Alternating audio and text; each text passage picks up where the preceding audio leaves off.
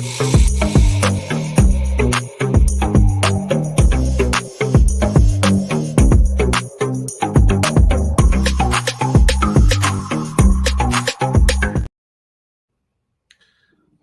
in to the Rodg podcast. If you're listening live, or if you're listening to our rebroadcast, yes, later on in your life, or later on in our lives, we're actually watching a little bit of the College World Series. So yeah, all of a sudden, Rod's like, "Oh, hey, we're on." Thank you for everybody listening across Facebook, YouTube, and let me see if I can get this right, like the boss says, the Twitter sphere. Yeah. So. And Raj, I got a little as soon as I find it. So you don't get talked about watching the College World Series, and all of a sudden it's here, and now you're just kind of like I mean, I'm entertained because it is sports and there's not too much going on right now. So after this I might turn into like she should be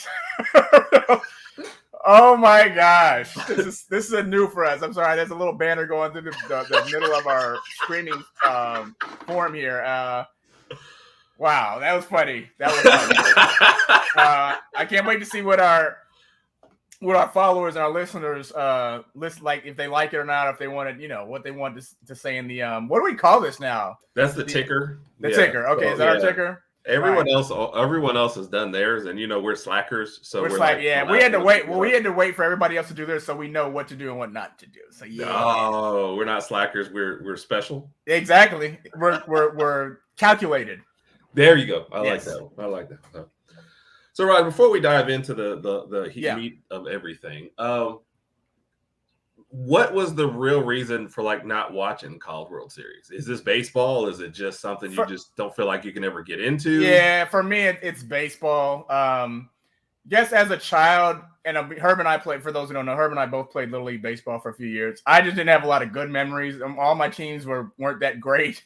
Standing in the outfield for a long time, or just standing on the field waiting and just getting your butt whoops. We weren't bad players. It just wasn't fun and exciting to me. So never really been into baseball.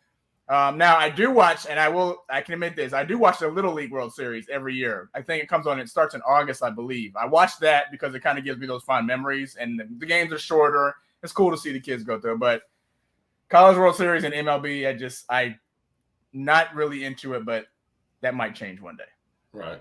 I will say this, there is a little bit of SEC pride. Watching LSU and Florida go at it. But at the same time, I know if Alabama was in this, everybody in the conference would be rooting against us. Yep. So there's a little bit of, obviously SEC is going to win this thing. Yeah. I almost didn't want LSU to win. I know this is ridiculous, but because they also won the college, the women's back. Yeah. And you'd start seeing these posts. We're in everything school, even though I was just about to say that's what's going to happen if they win this baseball game. We dominate the SEC. Like, okay, we'll see. Because we all know it's going to come down to football anyway. If you don't win in football, then you're kind of behind a little bit. But no, if let's just be honest. If Alabama was playing right now, I'd be like, man, we might have to adjust the time for this for our podcast because I might actually pay attention to that. Yeah. I'm looking a little right now. LSU's up 6-2. They just had a big inning because I want to say they started the inning down 2-1. Okay. Had the bases loaded twice and a hit by pitch brought in a run, a couple singles. Florida started off the scoring with a 2-run home run in the first, and then it's just kind of been downhill since then. So, Gotcha. I'll have it on while we do the show. I can't promise anybody that it will stay on after the show is over. But we'll see. So anyway, thanks again, everybody listening.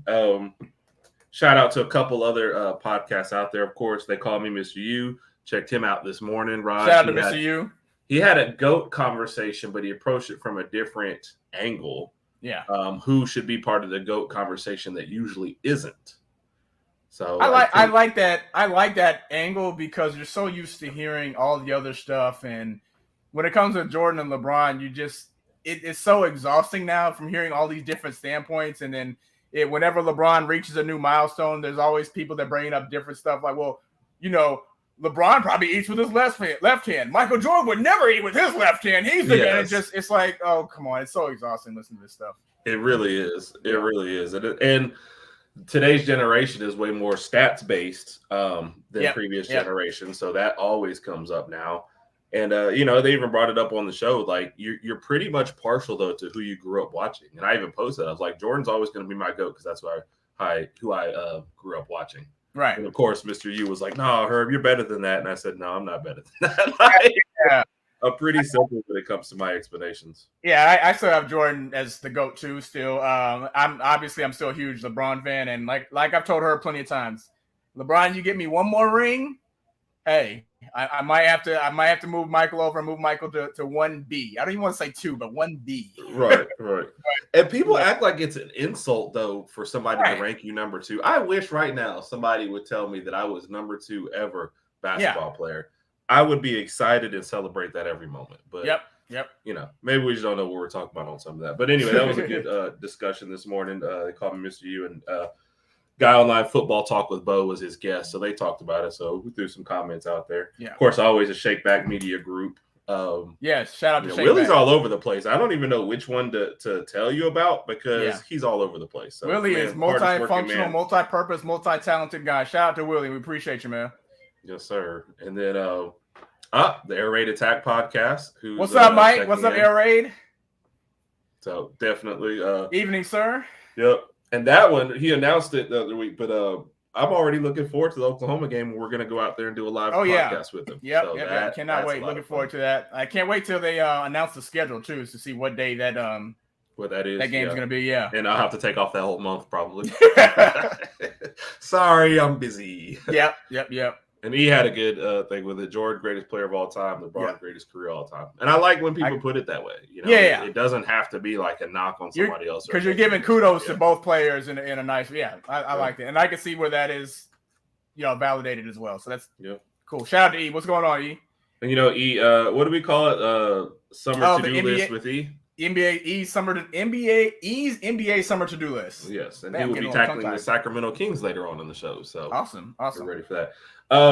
So that was the filler, I guess, to start off the show. So, I did want to ask you this, Rodg. If you ever were going to get into baseball, this will be the really quick question. We're moving on. What is the one series that you would want to start off with, or the one game? What do you mean, like World Series or what? No, regular season. Would it have to start off with a Red Sox Yankees game, or would you want to go to Houston because they're closer and you could just drive down there, or wherever the Texas Rangers are? I don't even know where they are. They're in Arlington. Honestly, just due to location, it'd probably be a Rangers game. Maybe Rangers versus Astros, and I don't even know if they play each other. But I guess just because I'm here in Texas, that would be it. I feel like every time I turn on ESPN on Sunday Night Baseball, it's the Yankees playing the Red Sox. Like, I don't know how many times they play each other a season. That's just ridiculous. Because they're in the same division. I want to say 18 games, right? It's a lot. It's a lot. Divisional. But Houston, I want to say also, Rodg moved to the American League somewhere. They're in the American League, yeah.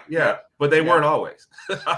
I don't remember when they were in the National League. Yeah. You know what? They were, because that's back when they had Jeff Bagwell and Craig Biggio, I think. They were in the net. You're right. You're right. This shows you how long it's been since we've been a minute for us, because we used to collect the baseball cards, and Herb was a big Andre Dawson fan back in the day. For whatever reason, yeah. I was the kid. I like the kid, Ken Griffey Jr., so bring back some memories. Here's some new from the Air Raid podcast. Particularly first week in October, we see. Oh, that's great. It's going to be the same weekend as my 5th anniversary. So. Mike went like this. Oh. You guys are just going to have to help me pitch that idea. You better start being nice to Brent now. Yeah. Oh, yes, honey. Love you. Well, I got to do the same thing to see if I can make it out of here, but we'll figure it out. We'll figure it out. And then he has a suggestion to go see the Los Angeles Angels of Anaheim. I don't even know where they are, but they got Ohtani and Trout on the same team, so that's a big draw. For however much longer they have them on there. Yeah, exactly. All right, you ready to get into a little bit of NBA draft news? Let's do it, baby. All right, that was a bit much. Yeah, just a little bit. First off, did you watch the whole draft? I did not watch the whole draft. And I'm not gonna lie, I was actually at the gym. And Mike said, let's hope it's the third weekend. Yeah. Yeah. So, wow. Mike, any other weekend. I'm begging you. I'm begging you. I was actually at the gym watching, but I was watching the draft on my phone. So I guess to answer your question, I watched some of it, but I never really watched the whole draft. I like watching the first couple of picks because after that, This is what the first year forever we've been excited about the first couple picks, right? I'm just not familiar with all of the names after the first few picks, so it's just kind of like who goes where. And then I pay attention for the Lakers picks for obvious reasons. But yeah, where do you want to get started? I mean, there's no surprise at number one. We knew Victor Wembanyama was going to San Antonio. I think it's a good fit for him. Good. Definitely good organization. Good organization. Good coach. Obviously, you think there's too much pressure on him early? No, nothing that he hasn't experienced before, probably. So, I mean, the pressure is going to be there, but anybody who watches the game knows that the Spurs are probably not going to make it to the playoffs next year. It's going to be a nice uphill battle, but they just have to do whatever it takes to kind of surround him with the right pieces over the next few years and take a page out of what LeBron's first 7-8 years in Cleveland. Don't just hope and pray that Victor Wembanyama can lead your team by himself. Get him the right pieces. I don't know what San Antonio's drafts look like next year. I don't know what their picks look like, so I'd have to go off that. But good. I don't feel like they've shipped out a whole lot of their own picks though, so I feel like they've been stockpiling and so Mr. Hughes, who I forgot how to do, not forgot. I was looking for the banners, but I didn't realize you just type one in over here. So I was an idiot. Yeah. So I had to hit him up before, and he's like, "You good?" So yeah, we appreciate you. Shout out to Mr. U. Yep, he's every Monday morning, 8 p.m. Central, 8 a.m. 8 a.m. Yep. So we always try to catch him whenever possible. Usually on our drives to work or stuff like that, but he's always got an entertaining show. Yeah, I mean, the setup for him is good. I do think that they have their own picks, but I feel like it's almost one of those situations where, like, if he doesn't get Rookie of the Year, people are going to be like, "Is he a bust already?" Yeah. That happens every year, and that's just the big question mark about the draft is like they're drafting based on his potential and his upside and everything, but we never know. What if he goes out here his first game and God forbid anything bad happened, or maybe he hurts himself or hurts his ankle? Okay, Chet Holmgren, why are you wishing that? I know. Thanks a lot, Rodg. I'm sorry about that. The lesson, as always, don't play summer league with LeBron. With LeBron, yeah. And I think the Spurs organization will probably take Victor in and probably try to put a few pounds on him if they can. I mean, he's 7. Like what? How tall is he? He's like 7. I've seen him listed at 7'2", 7'4", 7'5". I don't know. He's tall, but. I forgot taller than both of us combined. That's all I know. Yeah, and I forgot what his weight was, but I think he's been playing at that size for a certain number of years, and that's what he's comfortable doing. So yeah, he actually had a talk with Jay Billis, Rodg, at the draft about adding weight and strength, and he was like, it was important for him to not lose his mobility. Right. So it's not just going to be 7'5". He confirmed. So 7'5". Okay. I was closest with 7'6", so I win that. Well, I had the most guesses. I said 7'2", 7'4", 7'5". So yeah. I mean, I guess if you just wanted to guess it, yeah, that's the Herb and Rodg strategy. Just guess till you get it right. That is ridiculously tall. That is crazy. Yeah. But that was his thing. Like, he does want to add some muscle, but he doesn't want to lose his mobility or do anything crazy just to get to that. So.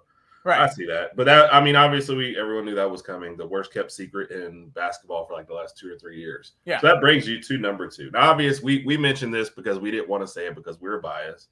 And apparently, the Charlotte fans really wanted Scoot. Right. They get Brandon Miller, who is a better fit next to Ball. LaMelo. Yeah. LaMelo. But honestly, like, what did you think about that? Were you expecting that? What do you mean, the crowd reaction or what? No, him getting picked there. I kind of expected that because they had been talks about either him or Scoot going there, and so I was okay with it. And I kind of expected Brandon Miller to go there. I think, as you mentioned, it's going to be a nice little backcourt. Well, it depends on if they put him at the 2 or if they put him at the 3. If they put him at the 2, having LaMelo is extremely unselfish, and then having a good shooter right there, you have a nice little young backcourt to start off with, and then of course, they're going to need to build around these 2 guys as usual. So yeah, and hopefully and I know you see that. Hey, just dropping by. Yeah, shout out to David for his Monday night criticism. So we appreciate you, David. Oh, looking forward to you next week. I think, and maybe it's good that Jordan is on the way out. The biggest thing is now you have 2 cornerstones. Like, it's time to actually build something around them versus kind of like what was alluded to, I think, last week. Charlotte and Jordan has really just been it was like the Clippers strategy before their current owner. Let's just draft, let those new, draft picks go away, come in, keep right around the salary cap a little bit under, and just collect revenue every year. And that's what Charlotte under Jordan's reign has been. Which, by the way, I told you I listened to Nick Wright, What's Right? And then he's on another podcast. I like Nick Wright. One reason because he's a huge LeBron fan. So it is hilarious because I was listening to a monologue from him the other day, and he's another person I try to catch usually during the day when I'm working. And he actually mentioned holding against Jordan the fact that he was a terrible owner in the GOAT discussion. Yeah, I see that. We can't do that. I like listening to Nick Wright too, but come on, that's just outside of the game. If you think me honestly, and I've heard other people bring that up with shows. I'm like, dude, just come on. Yeah, he's not a great owner, but that has nothing to do with the GOAT. Yeah, I mean, he was a terrible owner. I mean, if you're trying to ever defend him as an owner, like you can't name one notable thing he did, except for draft bad players. So I kind of feel like he just wanted to own a team just to own a team. You know what I'm saying? And not really have to deal with the day-to-day stuff. But I agree with not making any good decisions. So and then that brings you to Scoot at number 3. And we're not going to recap the whole draft. These were kind of like the biggest moments, which of course also led to more Damian Lillard rumors. I feel bad for Scoot because it's like, great player, Portland has a decent young core over there. And then all of a sudden, he's got to deal with the Damian Lillard, who Scoot has personally already said, hey, I would love to play with Damian Lillard. Yeah. They're just not on the same timeline. Right. Portland has wasted it. Go ahead. So, no, I'm sorry to interrupt you. And so Damian Lillard is supposed to be meeting with Portland, like, as we speak. Okay. To discuss the future. But go ahead. And that might lead into what I was going to ask you. So if you're Portland, what do? You have 2 options. You just keep Damian Lillard and see what happens. Now you have a kind of a not necessarily a crowded backcourt, but you have him, Scoot, and Anthony Simons. Or do you try to trade Damian Lillard and try to get some picks? Because I don't know where Portland's going to pick next year's draft. But if you can kind of get some good picks or maybe some build up your front court or something like that to kind of help out the guards. That's kind of like what I would do if you got a young nucleus, a young, good, nice backcourt. Anthony Simons, I want to say he put up around 21 points last year because Damian Lillard was out. But I agree. Yep. And I think Scoot has the potential to put up some good numbers as well. So you got your backcourt. Damian Lillard is too small with Damian. Exactly. And Scoot, exactly. Sure. Go ahead. And Lillard is 30. What I'm saying. Yeah, I think Mike from the Air Raid just said to say trade him and rebuild in Portland. I think that's kind of along the lines that Herb and I agree with as well. Because Lillard is 34, I believe. 34, if not younger or older. But yeah, I think that's it. I think you got what you could out of Dame. He's still got some good years left in him, but you need somebody else to build around the young core. Yep. They're not on the same timeline. His salary, because what he's a max player, is a little bit too high. Right. I think it's just time. Yeah. It's time to get what you can for him. He's 32. Okay. The fit has been mentioned to Miami. I would love the fit there. I don't know what you can out with him. If you can get any kind of draft picks and just get off that salary and turn the keys over to the young guys, that's what I would do with Portland. Would you trade? What if they wanted to trade Bam for Damian Lillard? They want Bam. Yeah, I know. But if you're Miami, that's you need to keep you closer to the championship. You need to keep your rim protector. Yeah. Yeah, you got to keep Bam and you got to keep Jimmy Butler. Yeah. And I'd almost say anybody else is expendable. Because then you can kind of slide in with a mini big 3 there. I know Bam isn't the scorer that a lot of these other guys are, but you got 2 guys who can take that over. And then the Heat have been really good at just picking people, out. They just got Jaime Haskell, whatever, from UCLA. I'm going to mess up his last name, but him. Yep. See, yep. But I think they'll find some other good stuff, and I think they'll be fine if they have those 3. I agree. In the East, I think that'd be enough to compete for sure. You want to answer this question real quick? What's that? Oh, yeah. This is so Air Raid Mike says, if you guys were drafted in the NBA, what round and pick would it be? And part B to this question is, if it's to a team that sucks, would you kind of pull like Eli Manning and say, hey, I don't want to be there and request a trade immediately? Eli Manning or even a John Elway type of thing. Yeah. Rodg is a top 5. Well-rounded, versatile. Are we going off what we just guessing? Or are we going off how we played when we actually played basketball? When we actually played, Rodg is a top 5. He definitely he got the charisma, the charm. He'd be a first rounder, and he would carry the team. I would be like a mid to late pick because I didn't have the offensive game, but I would be like. And I also hope that we are gaining some size here because at 6 foot and 5'10", I'm 5'10". We're not That's what will kind of slow me down. But I'm not gonna be honest, and E can even chime in on this. Herb was an absolute monster on defense. Great rebounder. He could help out. I don't think his main talent was offensive because he wasn't offensive minded focused. Herb was more of a team player, rebounder, play defense, and then he just wanted everybody else to help in and that's win. The polite way of saying Herb couldn't shoot, which he couldn't. But I could play defense. Yeah, but he could get to the hole. And trust me, if you played against Herb, you would not want to play against Herb again. It was like Herb was like a more calm version of Draymond Green, similar playing style, but he could actually score, and he wouldn't get on your nerves. Well, no, actually, he would get on your nerves. I want that to be on my like scouting report. A more calm Draymond. A more calm version of Draymond Green. My goodness. Herb might bump you down, but he'll help you out. Draymond Green will bump you down, look at you, yell at you. Slobber coming out, yeah, stomp on you. Probably like, hey, my bad, you good? Okay, cool. And then he'll get all in your face, and you'll be like, this Herb guy is like really getting on my nerves. But we're gonna answer the second part of it, but we'll get to these comments. And Herb would not be number one. I don't know. It's weird for somebody else to tell you that you were really good, and then for me to downplay it. But I do feel like mid to late first round, but for offense and heart and hustle. Rodg and I also kind of grew up in eras when there wasn't really any training. Like we never had a camp that we ever went to. Nobody ever like took you aside and taught you anything. So if we did go to camps, it wasn't like training like you mentioned though. It was just like we're gonna put you guys together and play 5-on-5. That's pretty much what it was. That's all it was. I'm not saying that would have affected anything better or worse, but my offensive game would have been terrible. So like a Dennis Rodman, I blocked more shots than Dennis. Yeah, he blocked more shots. I didn't wear a dress and I didn't marry myself. Yeah. other than those things, more Dennis Rodman than anything else. Yeah. And Rodg being a Curry. Rodg was always more skilled than I was. I was definitely not a Curry. I just like trying to drive to the hole as much as I can. And then as I got older, I tried to develop somewhat of a jump shot. It had good days, but more bad days than good. So You know what I'll always remember about Rodg and playing sports is Rodg had the slowest spin move in the history of football, but it somehow worked. It was the weirdest thing. You felt like whatever happens, whatever works. Rodg would go.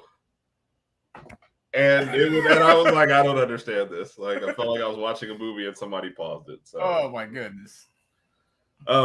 And let's not even get started. Herb started off more like Theo Ratliff. Theo Ratliff? I mean, that's pretty accurate. Athletic, jumper, block shots, get rebounds. So that's definitely more of my skill set. So, and somehow we've gotten away. Oh, would we ever? No, I would not. Oh, I would play with whoever. I would definitely excited to get drafted. Yeah, I would play there. And I would be under the impression that it's just the beginning of my career, so I still have to establish myself anyway. So let's just see where this goes, and hopefully midway through my career, I get to some help or go to a better team or whatever. But no, I'm going to play wherever I'm drafted. Yeah, we also grew up in an era where that's what you did too. Yeah, like we didn't grow up where people did this kind of changing teams like they do now. So all right, so that gets you for this first three, Rodg.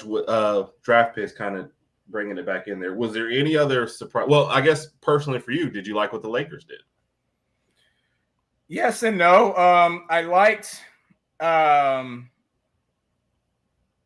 I mean, we got Jalen Hood-Schifino at 17. He's a point guard. I think he's like 6'1", 6'2". He's not. Which is funny, Rod. Did you see the little post coming out today where people were posting that's like they drafted him just in case they lose Austin Reeves? Yeah, I didn't see that, but I could see why they would do that. I just didn't think we needed a point guard right away. No. And then we still have D'Angelo Russell. I don't know if they're going to re-sign him. They got Austin Reeves. You got Schroeder. And again, we don't know what we're going to do with all the other players.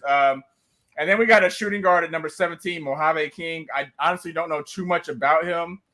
He's 6'5". What pick are you talking about now? 17 was Hood, and what pick are you talking about now? 47. 47. Sorry. Yeah, sorry. Okay. Mojave King. He's a 6'5" shooting guard from New Zealand. But you drafted him to the Pacers. Traded him. Yeah, traded him to the Pacers. So, did we trade him? Yeah, you guys end up with Maxwell Lewis. That's the name I was thinking about. They said good things about him. I heard good things about Maxwell Lewis, I think, based on his size.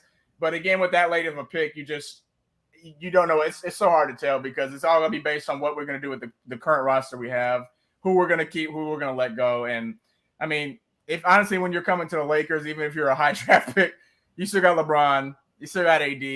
You're going to be a little lower on the totem pole. So, yeah.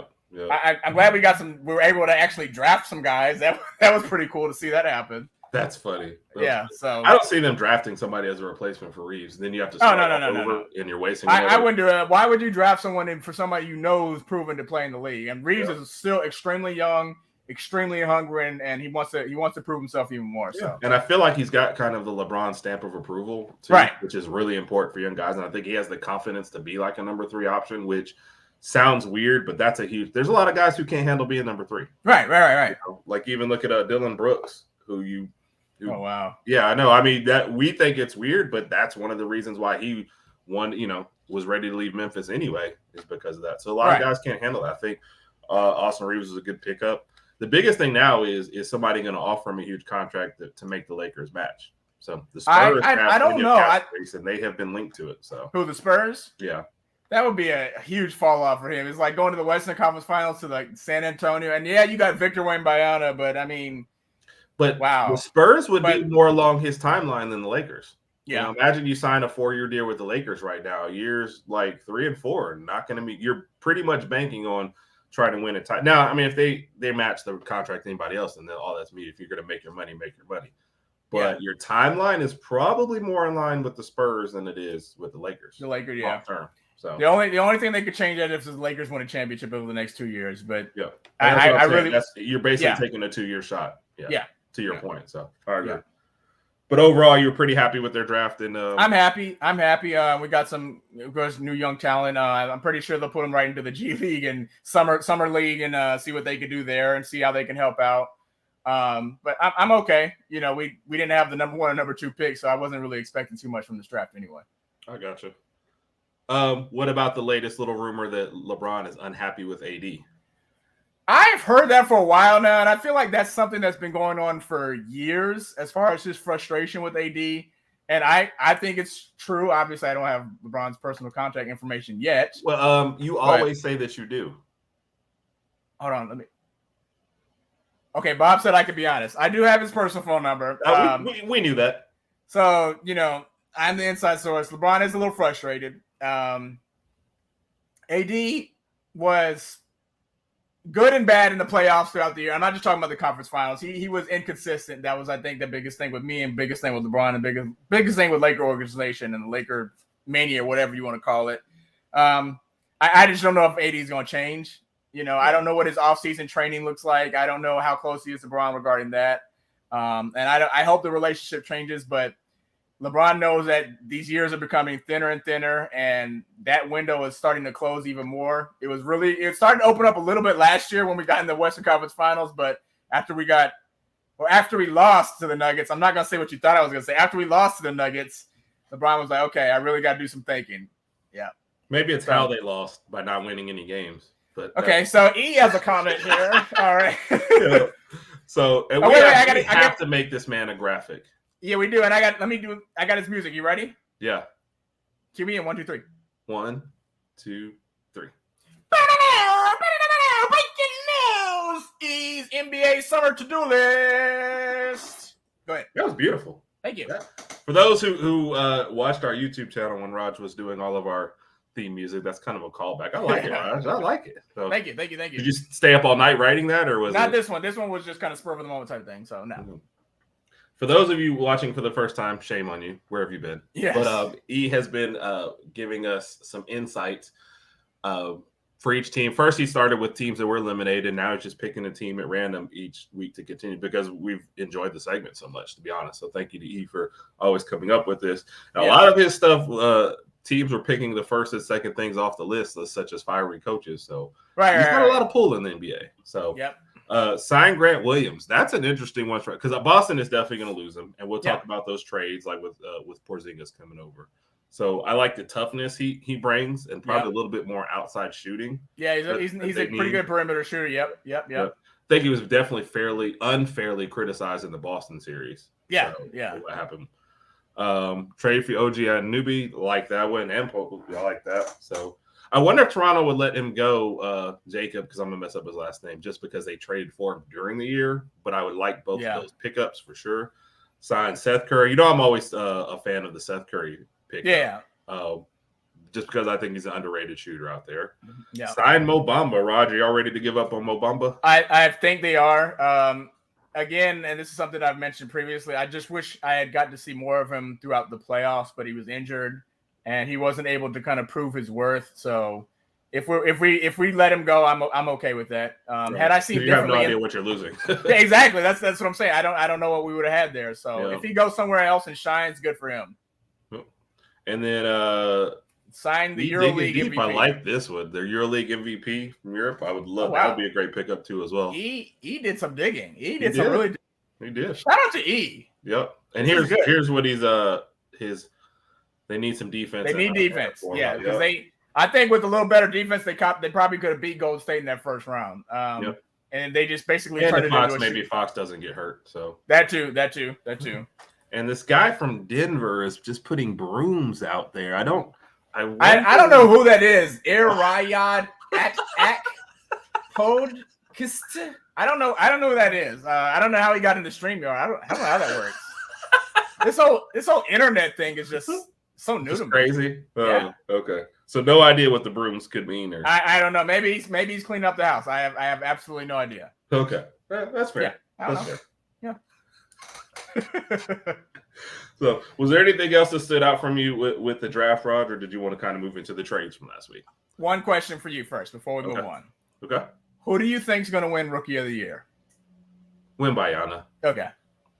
If not him. Okay, so if Lillard does get traded. Okay, there you go. And they give the keys to Scoot. Because he has the ball in his hands like every play as the point guard, right? I would like his chances. He would be my number one maybe in that case. You share my thoughts exactly. I said if Damian Lillard's still there, he's not going to have the ball enough to shine. But if Lillard's gone, he will, and then there's a possibility he can get up there. But I think Scoot Henderson is going to be a future Hall of Famer. He just seemed like a good kid, good work ethic, grounded, humble. Good build, good size to him, and I think he's going to be a Hall of Fame player. Yeah. I don't know if I'll go to Hall of Fame just yet, but I do like your sentiment. I think you're spot on in your analysis. So when we're doing the podcast 20 years from now, remember I said that. I will. I'm marking it down in my notes. All right, I'm going to keep the same notebook. So we also didn't mention Noah Clowney did get drafted as well. I was excited about that. He went to Brooklyn at 21, I believe. I was very excited about that because I didn't know if he was going to make it into the first round or not. So I was very, very happy for him. I liked him at Bama. Good perimeter shooter, good big man, played really, really good defense. So I think he's going to be a good fit. Good fit for Brooklyn. Very happy for him. And then a sneaky pick, Raj, Nick Smith Jr. going to the Hornets at 27. Injuries kind of derailed him at Arkansas, but that was a guy that people thought could be a top 5. So good just another pick to point. And then you got to give shout out to the Thompson twins for going 4 and 5. 4 and 5, that was awesome. And I think Bediako he was undrafted, but he signed with San Antonio, correct? I didn't even see that. I think he signed with San Antonio like sometime last week. Go ahead. I'm sorry. No, I feel like that had to be the plan, like all along, because none of us felt like he was going to get drafted. But my bad. I didn't think he was going to get drafted. Yeah, he is signed to San Antonio. Okay. So maybe he'll supplant Victor Wembanyama and be Rookie of the Year. That's a bit of a stretch. Well, gotta have hope. We've made it to the 4th inning in the College World Series. LSU is still up 6-2, so Florida got out of that disastrous inning, but have not yet been able to catch up.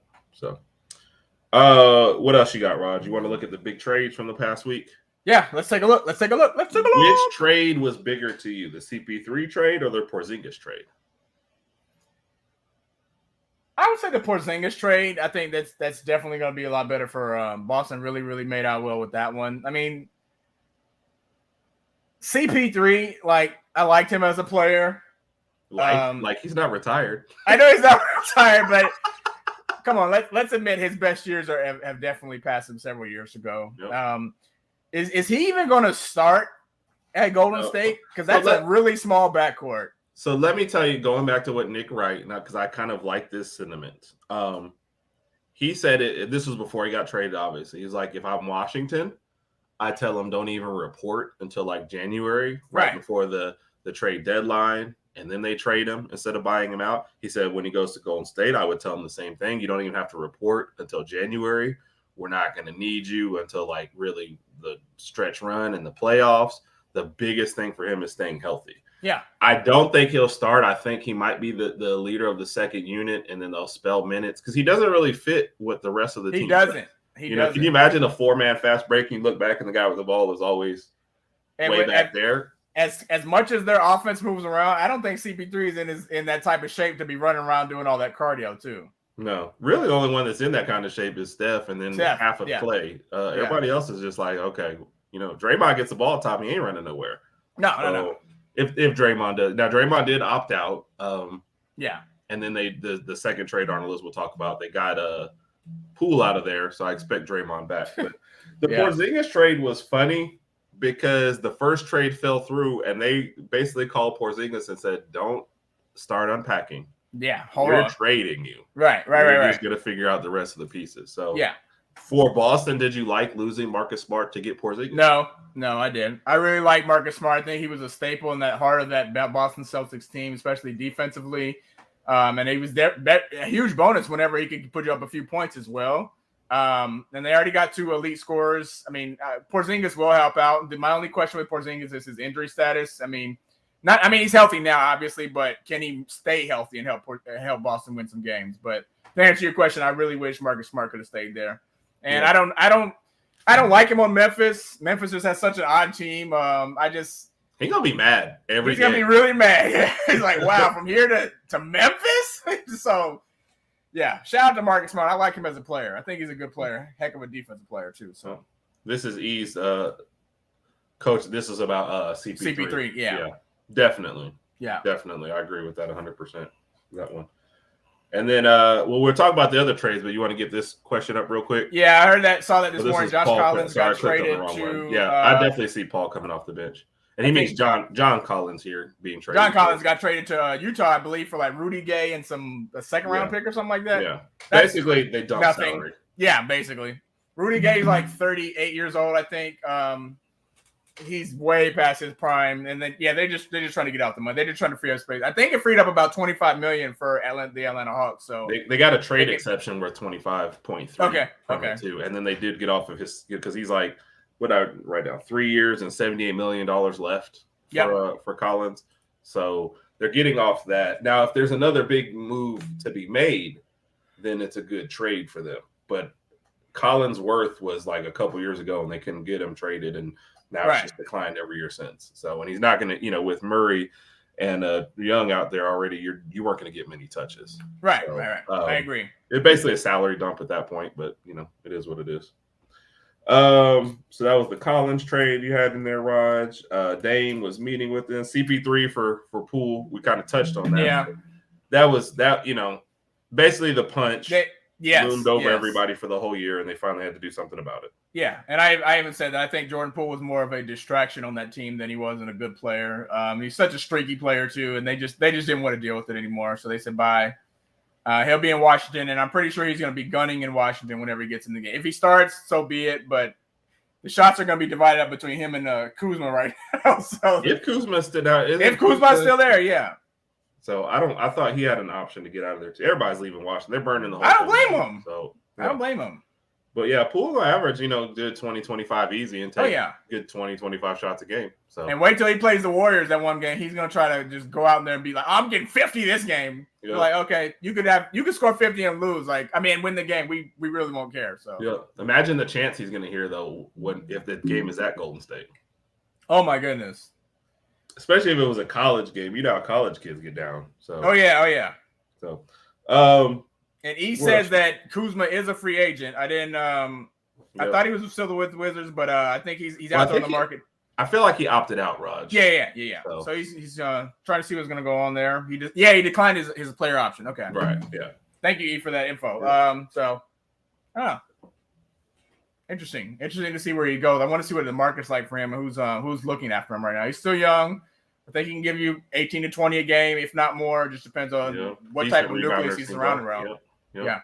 So, but it's also what kind of money he's looking for too, though. Yep. And we already touched on this. We kind of gone around. What do you think Dame is saying in the meeting right now in Portland?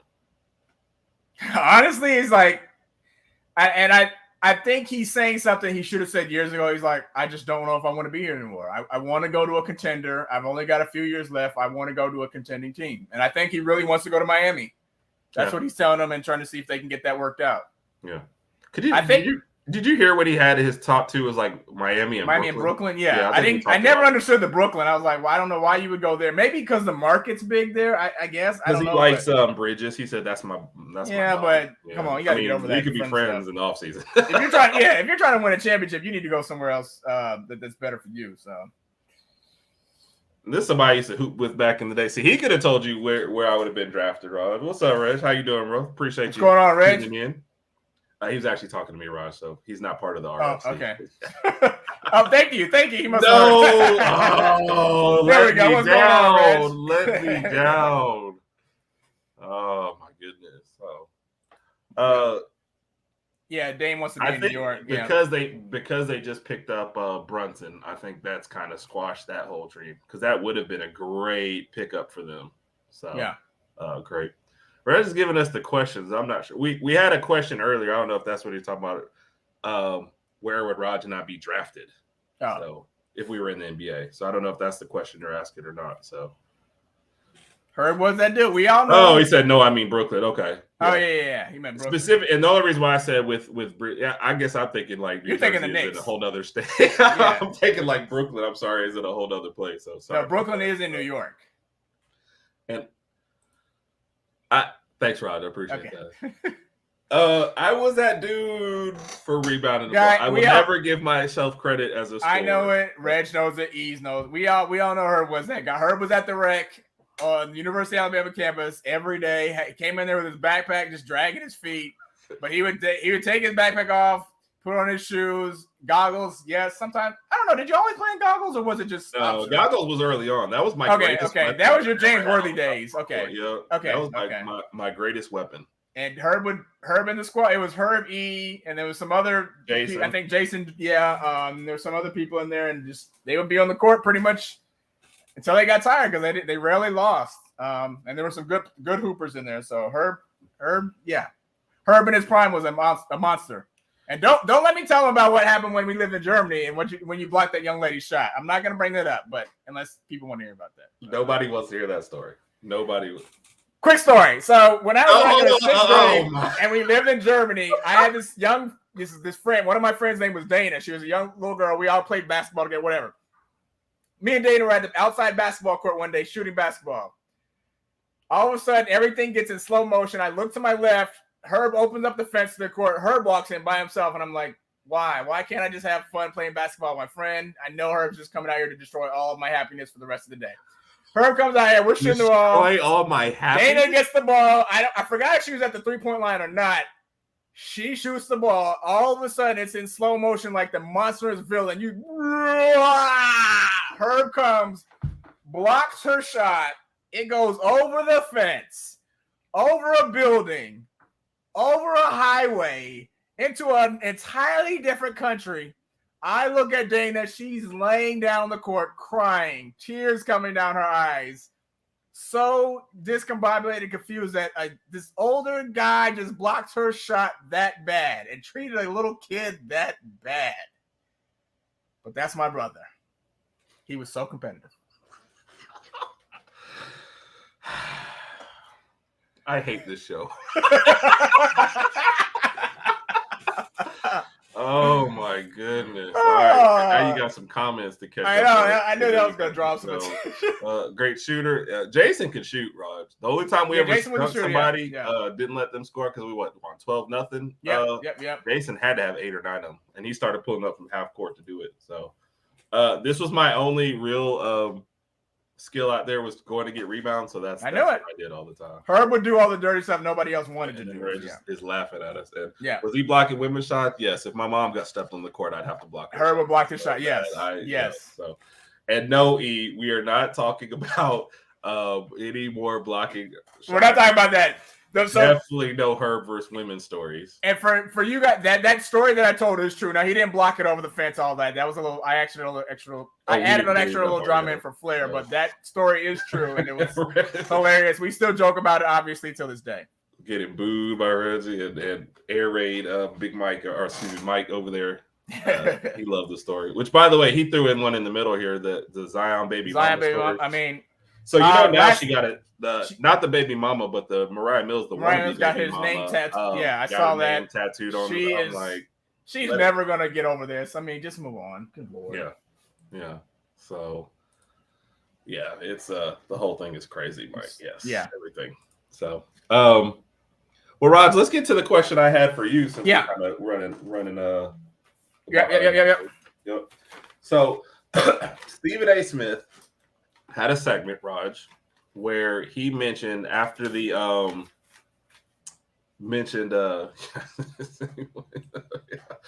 where he mentioned the Bradley Beal no trade clause. Yeah. And I guess we barely can even touch on Bradley Beal. Oh no, we did talk about that last week. And he mentioned the 5 players in the league, only 5, that should have no trade clauses. Did you want to guess who those 5 are real quick, or you want me to just give them to you? You can give it to me. Okay. Steph. Right. LeBron. Right. Giannis. Okay. Jokic. Yeah. Tatum. So I would have got 4 of those. I didn't know about Tatum. Tatum was the tough one. Yeah. I would have got the other 4. Okay. Yeah. Okay. So in response to that, and for Rodg's top 5, which may become a regular segment every week, I give him a random question, and he has the week to prepare it, so he's not just shooting off the hip there. Carlton or Herb, who wins a 3-point contest? Carlton, like, we have a friend named Carlton. I know, that's what I'm trying to figure out. Oh, he means Carlton from Fresh Air. Fresh Air. I wouldn't miss the whole backboard like he did. So I would at least Herb was a little more accurate than that. Yeah. But if you have me out there shooting threes, then I'd probably also run back and get the rebound too. So that was the only thing. And yes, I remember that because he takes the ball from Will and throws up that ball. And it's all in slow motion and then it just goes over. That was so funny. I would at least hit the rim, Mike. It might be a long time. It might be the longest 3-point contest in history. All right, so the question I gave Rodg, top 5 players in the NBA right now that are the most watchable to you. And I defined it as you're paying big money for a basketball ticket to a basketball game, NBA game. You're going in person. You're paying $300, $400, $500, which is big money for us. What are your list of top 5 players that, like, at least one of them needs to be in that game? LeBron? Or I guess your top 4 list, because we already know LeBron is one. Yeah, LeBron's definitely number 1. I got LeBron. And keep in mind, these next 2 names are when I'm going to name one, and it's just when he's healthy. Zion. I like watching Zion play. I love watching his high school highlights. So you're basically saying you're never going to go to a game. I like watching him at Duke, and I just think he's an absolute beast. I would love to see him play. I think Ja Morant is on the list. Ja Morant is exciting. He's good for a couple of dunks. He's a little wild, risque, if you want to say. But Ja Morant, Steph Curry, I want to be able to say that. I want to be able to tell people I saw the greatest shooter ever play on the court. That's 4.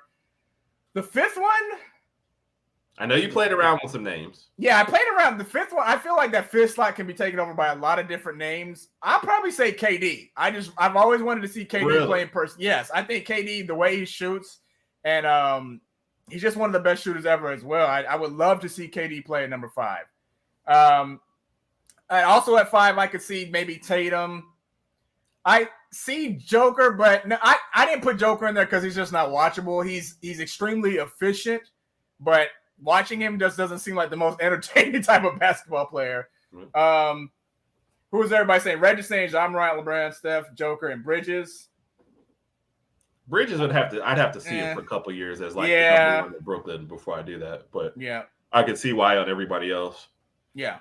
Joker would be like one of the most boring people to go watch. Right. It feels like, but you'd also know you're watching greatness at the same time. It's an experience, yeah.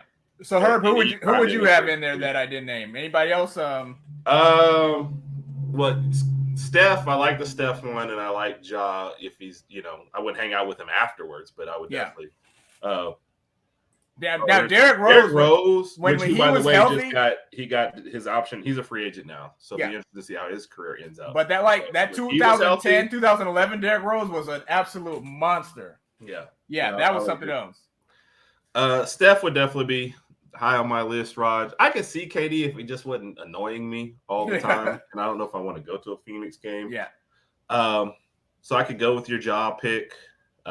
I might go see Joker just because him and Murray together, that could be fun. And if Aaron Gordon could give me a couple of dunks in that game while I'm watching the rest of them, that would be good.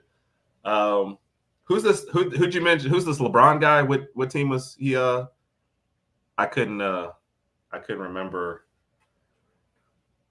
I mean, but if I was going to a Lakers game to see LeBron, see, there's another good. I just can't pick. I'm just not going to give Zion any love because he ain't playing. No, man. I can't argue with the Zion pick. I'm just biased now because you never get to see him out there. Yeah, that would be great. I hope he's on the court to start next season, though. Yep. And this is definitely true. Joker go from 10 points, 5 rebounds to yes. Yeah. And never like be demonstrative about just this is man said I just want to go back home to my farm. Right. So wait, the parade's Thursday? Oh man. Yeah. So no, I can't argue with any of the other picks. Oh, there you go. Another question. So the top 5 arenas that you'd want to experience the game. I feel like LA and Boston gotta be on those. Definitely the 4, yeah. Oh, I'm sorry, the Staples Center. Wow, that's a good question. The Garden, definitely the Garden. Yep. What about? Because those feel like the 2 meccas of basketball for sure. Are we talking about Madison Square Garden or the Boston Garden? Ooh, I forgot about that. So New York goes in the number. There's I put 3 both of those up there. I put New York, Boston, LA for sure. And I'm not as good with the names as Rogers. Yeah. I feel like if you're going to go to Golden State game, you'd want it to be a playoff game where the atmosphere is Yeah. And if you pick that in like 5 years from now, you might not want to go there. So and going to a Golden State game might be expensive too. I'd be like, how much? Can I have a water? Yeah, that'd be $15.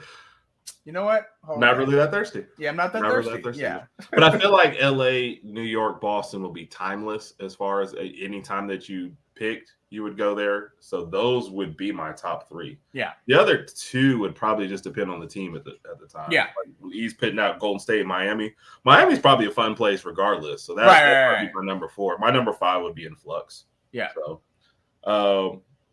So give you a couple of New York, Boston, Golden State, LA, Miami, that list, Staples, Garden, MSG, San Antonio. I guess because I always associated with with Tim Duncan. Yeah, I don't know about that one. Feels boring to me. Yeah. So that's and then the people of San Antonio we probably just lost all their viewership. Yeah. But I agree. Miami, I overlooked that one, so that was a good pickup by both of you guys. Oh, and Air Raid is going back with your other one, Raj. LeBron, Trae Young, Steph, Joker, and Booker. Yeah, Booker. I could put Booker up there somewhere, maybe 5 or 6. So I can see that. Yeah. Trae Young, I wouldn't go watch a regular season game. I'd probably only want to watch him in the playoffs because that seems like I don't know, when you're going to get his best or when it's a huge stage. Like Trae Young versus New Orleans probably isn't a great game, but Trae Young versus like Boston versus New York is like when he steps up. So yeah. Oh, and LSU's really they'd already broken it's up 10-2, right? More broken open, yeah. Yeah, College World Series, LSU's winning 10-2. What inning is it in now? Still, I think it's still in the 4th. Top of the 4th. So wow. That dude, Okay, cool. I mean, do you think Trae Young is going to win a championship in Atlanta, though? I think that's the big question. So. No. Speaking of questions, Rod, we're getting late in the broadcast. Do you want to hit me with the? Are you ready? With the So this is time for the 3 questions of death. Yeah. You have to pick your game wisely with Ice Trae. You were 100 because that game they lost when Murray with the game they won when Murray was out. Yep. And he won it. Yeah, it was that was a huge game. So that was fun to watch too. I couldn't believe he carried him when he did. So, all right, bring it on, Rod. All right, 3 questions of death. Number 1, we're going to start off with Work, Play, Live. If you don't know what Work, Play, Live is, I'm going to give her 3 names. He has to pick which person he would want to be his coworker, which person he would want to be his neighbor or live in his neighborhood, whatever you want to call it, and which person he would want to just hang out with for a night. Yep. Here we go. Work, Play, Live. Bill Belichick, Bobby Knight, and Nick Saban. Oh my God! Work, Play, Live. Saban, right, so Belichick, and Bobby Knight. We always play is usually the easiest one, so we're gonna play with Bobby Knight. It's gonna end in a bar fight. That's gonna be a fight, yeah. But that would definitely be it. I feel like with Nick Saban and Bill Belichick, I'm getting the same person, right? So I'll probably live next to Nick Saban, just because who was it put it last? Mike, I think Big Mike put it where I know I'll be rich in that case, and I'll be living in a nice neighborhood. And I think that might be the only time he might be in a natural element to where like he's a little more relaxed, you know. Right. Bill Belichick, I guess I'll work with, but I can just see him showing up every day at work with his hoodie and getting everything precise and blah blah blah. So, and that's a long. See, Bobby Knight's the easy one. You go play with him. Live Belichick work with Saban. I think I could have those either way. So I'd like to see Saban in a little more relaxed. I can't imagine working with Saban because that. Oh my gosh! Where are your TPS reports? Like, your TPS reports. Like, I'd be like, oh my god. And for people who don't know what the TPS reports are, please watch Office Space. I think this movie came out in 1999. It was absolutely hilarious. See, that's what he said. I wouldn't want Saban cursing to be. Exactly. So that's why I switched to the name. That would be an uncomfortable work environment. Not that Belichick is going to be any better though, but yeah. Question number 2. Let's just say pickleball has become increasingly popular over the past 1 or 2 years. Let's just say you have to select the owner for your new pickle team, which is going to be in Las Vegas. Okay. Out of these 3 people, who do you want to be your owner? Who's going to be morally responsible and everything as your owner? And you're going to give me the 3 worst people that you could think of. Go ahead. Of course I can. Pete Rose. Okay. Calvin Ridley or Jameson Williams. And you can see why I picked those 3 names. Yes. So, who do you out of the 3, only one of those people wasn't betting on their own team or own sport. So, I mean, if those are the 3, like, so it can't be Calvin Ridley because he was betting on the Falcons. Like, that's just one of the worst things I've ever heard of. Pete Rose was betting, which, by the way, I do think he should be in the Hall of Fame. Pete Rose was betting on his own team while he was managing. So I guess I'll go with J-Mo and just explain the rules. But he'll also be in Vegas, so he can bet wherever he wants. So out of those 3, I guess I'll go with J-Mo. Okay. But that's not a good, like, I'm not winning. Yeah. Okay. Last question. This is a fun one. Let's just say the entire family, all of us, except for your future niece and nephew, they couldn't go. So we had to find a babysitter. Okay. Out of these 3 people, who would you want to babysit your future niece and nephew? And we're talking about your kid. Yeah, my kids, your future niece and nephew. How old are they? Let's just say they're 1. Okay. Batman, Superman, or Iron Man? Superman. I feel like that's the most natural powers. Yeah. Okay, so Iron Man would make Robin watch them while he went out. Iron Man would build something to watch them and monitor them, and he would leave. Superman would only be the most compassionate to actually stay with them, do stuff, fly out of super speed to get something, be back before anything happened. But he would be the most compassionate out of all. Iron Man would be like, "You fell down, you're bleeding. Are you going to be okay? Like, why'd you do that to yourself?"